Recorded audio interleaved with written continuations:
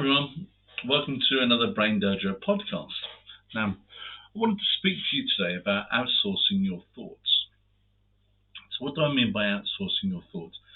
Well, we have a choice. We can think for ourselves in every situation. We can look at all of the factors that are involved in any situation, and we can decide to make our own decision, or we can look at what everyone else thinks, and we can use that to make our decisions.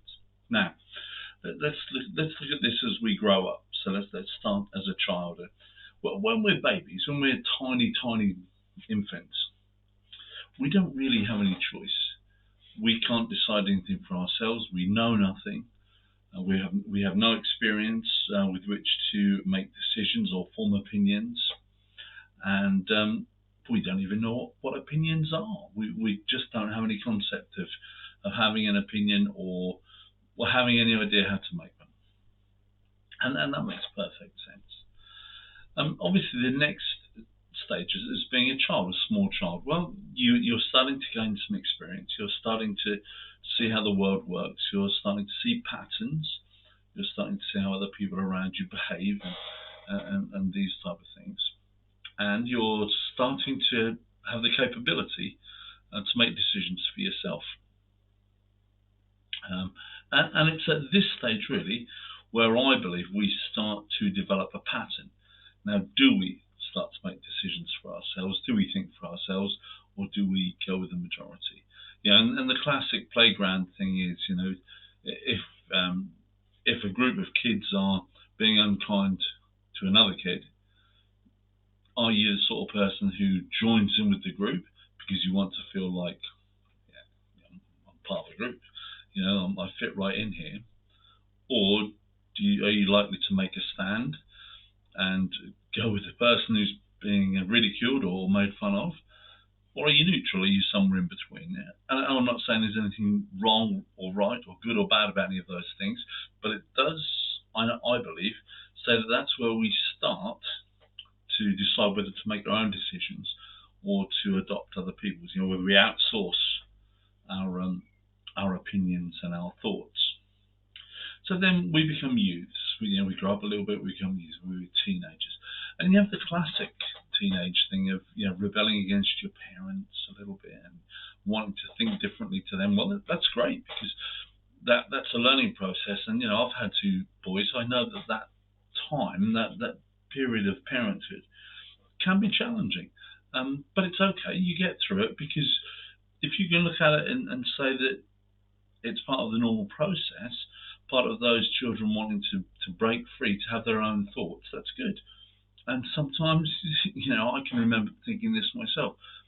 Geez, you kids, you think differently from me to how I think, simply because you want to think differently.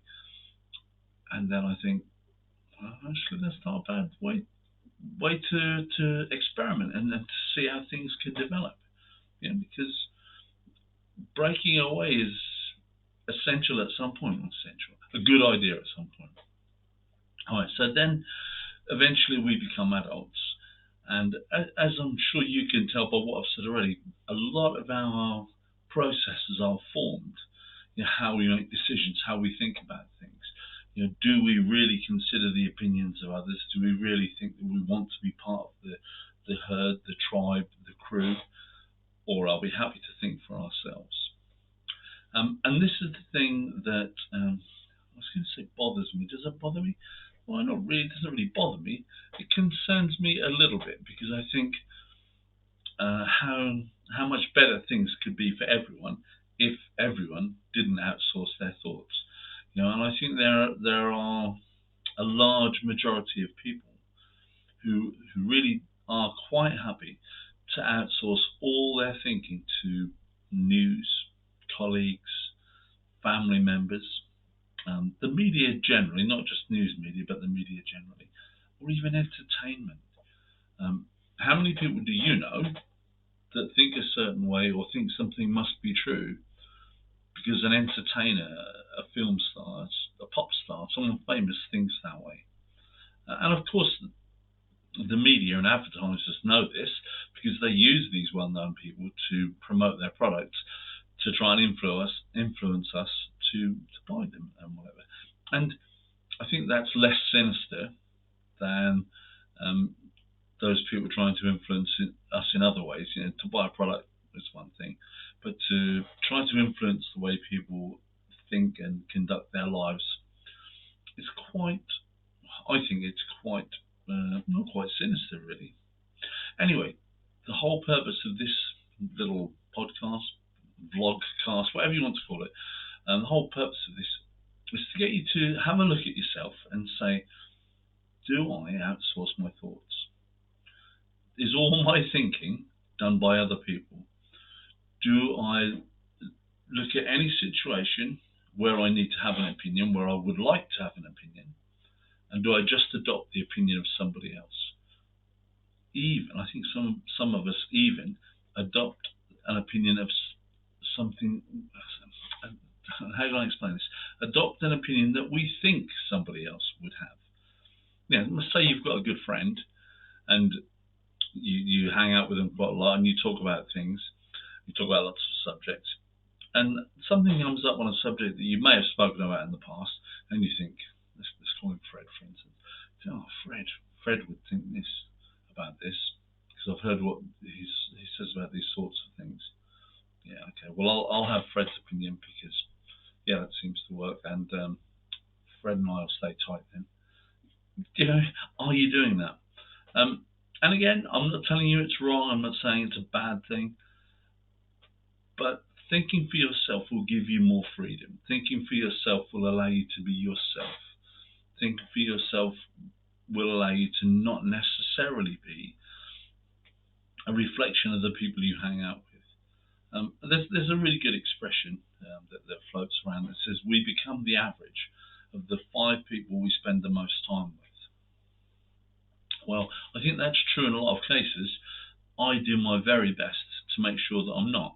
Now, 2 things that I do here. I don't want anyone who I hang out with to be offended by that, because the reason I hang out with people is because I like hanging out with you. And I think that your participation in my life is good for me.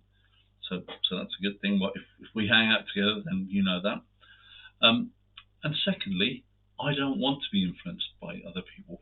I quite like to debate things. I quite like to have my own thoughts on things. And I don't mind if someone, even a close friend, even someone I'm really tight with, I don't mind if they have a completely different view on something that we discuss, a different view to me. It doesn't make any difference to me. I think it's great that they think for themselves. But do consider that expression. We become the average of the 5 people we spend the most time with, and that's a powerful statement, isn't it? Do you want to be the average of those 5 people? You may have a group of 5 people around you that are just brilliant, inspirational, and you might think, it's not bad. All right, well, that's good. But even within that group, if you are the 5th member or the 6th member, or even within that group, be yourself. Think for yourself. Think the thoughts that represent you and help you to be you. All right, so I'm going to leave it there today. This, whatever we call it, vlogcast, podcast, video excerpt, whatever we want to call it, this leads on nicely to something that I want to talk about, and maybe next time, maybe another time, is intellectual obesity. Right, so I'd like you to think about that phrase. We all know what obesity is aimed at, what that means, but I want you to have a little bit of think about intellectual obesity. All right, good. I'll speak to you soon. Thanks for listening.